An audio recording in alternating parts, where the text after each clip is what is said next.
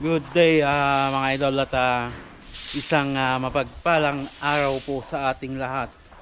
So eto na po yung part 2 ng nauna nating video dito sa ating project dito sa sawmill mga idol.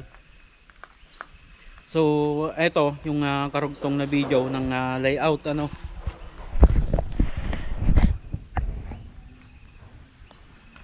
So eto mga idol yung nilayout natin nung last Saturday po.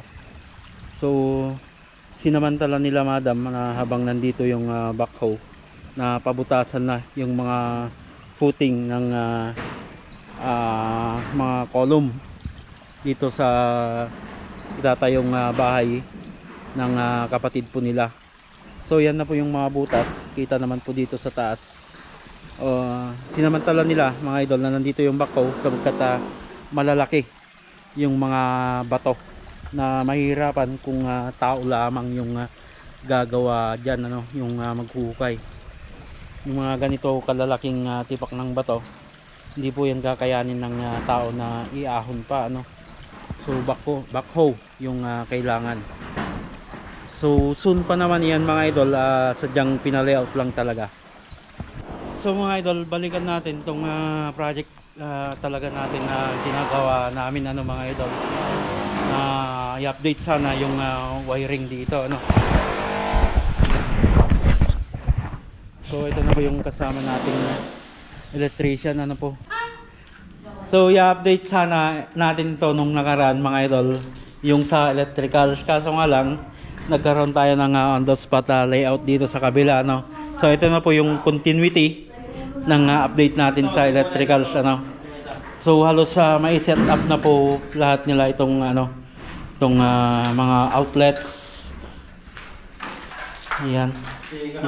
So ginawan po namin to ng plano ng kasama kong electrician mga idol. Batay po sa concept ng bahay na binigay sa atin.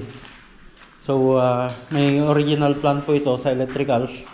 Kaso nga lang medyo na misplace yata yung plano. So nagbase na lang po kami doon sa doon sa binigay nilang concept, sa gusto nilang design ng bobida, and then dito po sa flooring. So yung mga dating abang po nito mga idol ay hindi na po yan mahanap, o yung dating abang ng mga tubo dito sa slab, hindi na po yan ma-recover ng kasama nating electrician. So kung ano man yung dinatnan namin dito mga idol, ayusin na lang po namin sa abot po ng aming makakaya Bosyo. Ayusin na lang natin. Halos okay na po yung electrical, magsisimula na po silang naglatag ng wiring. And then isa pa, kaya kami pumunta dito mga idol, pinapunta talaga kami ni ma'am para ayusin po yung sa gutter nya. Ayan dadalawa po yung butas nito, and then yung hanger nito ay hindi pa natapos. So ito yung tatapusin ng ating mga kasama So nagdala ako ng 3 kasama dito. Ayusin tong gutter. And then dito sa dito sa may guest room. Guest room po ito. Wala pa pong butas itong wala pang butas itong gutter dito mga idol.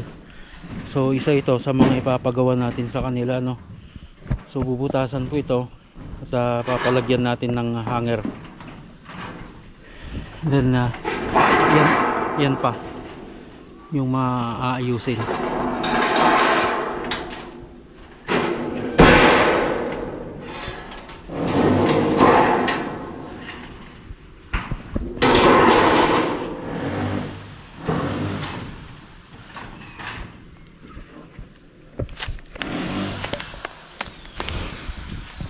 Lalagay pa tayo ng isang downspout doon sa gitna niya. Dalawa lang po kasi ito, isa doon sa gilid at meron dito isa. papabutas pa tayo dyan ng isa mga idol para hindi mapuno yung gutter nila. And then papalagay na rin natin yung mga wall flashing. Hindi pa nakalagay yung wall flashing mga idol dito sa gilid. Then meron pa dito mga idol sa taas po talaga. Yan. Malaking bato.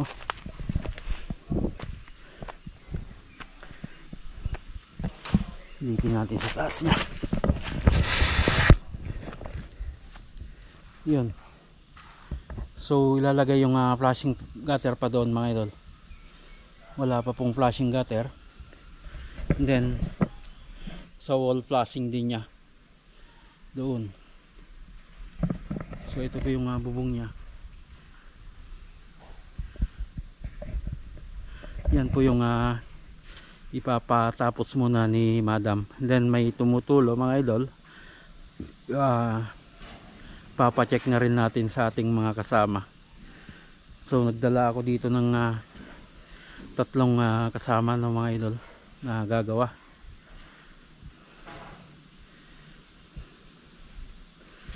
Ayan. So sa rear side po ito ng bahay o sa likuran. Dun sa pinanggalingan natin mga idol kanina, right side ng bahay, right side elevation. And then ito yung sa left side elevation naman niya.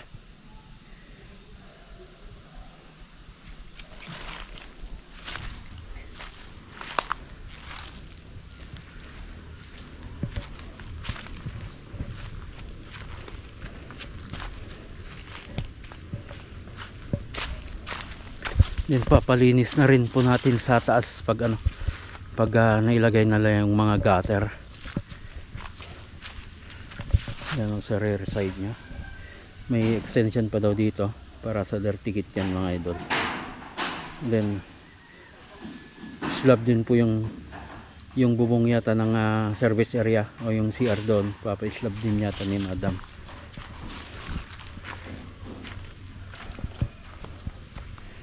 Okay.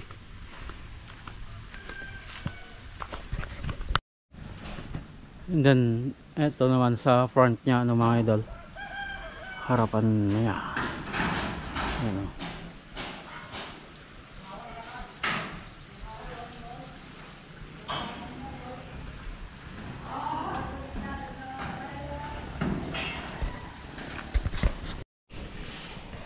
Yan o. So nililinis muna nila. Lalagay yung gutter saka yung wall flashing. Tinagyan to amin nga kasapulan itan.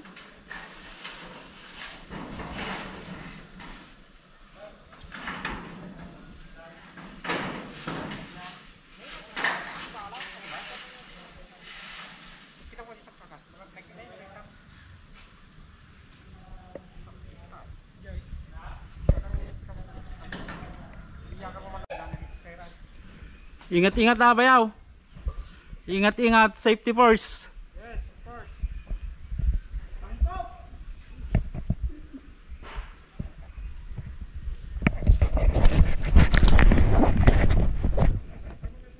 Alright mga idol, so pabalik na po kami sa pang project natin ano. So yan po muna yung update namin dito sa sa isang project natin na in preparation para dun sa sa Kisame. So abangan nyo po kami dito mga idol sa mga susunod po na araw po. So nandito po kami hopefully by June. Pagikuha yung sombrero ko doon.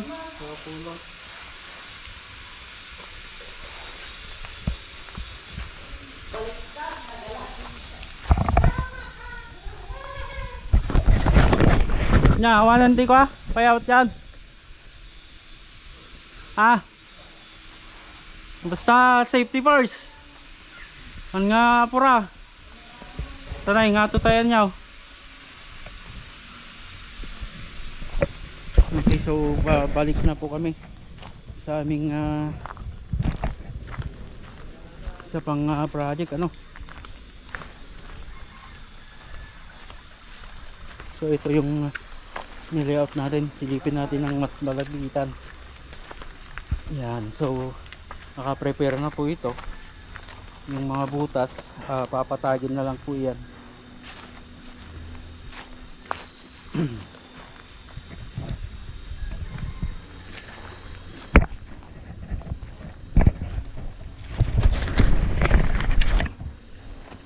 Yan mga idol, so yan yung naging update po namin dito sa ating project po na ito ano. So hanggang dyan mga idol, lagi po tayong mag-ingat at God bless po sa ating lahat.